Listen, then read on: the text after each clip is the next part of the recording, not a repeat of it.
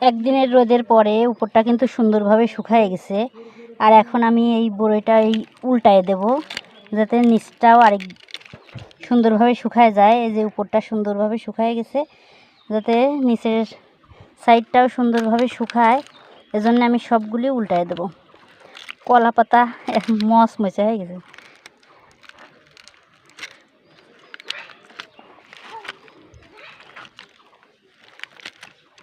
আরেকবার উল্টায় দিলে আর কি একদিন ওই পাশ হয়েছে আর একদিন এই পাশ হলেই হয়ে যাবে।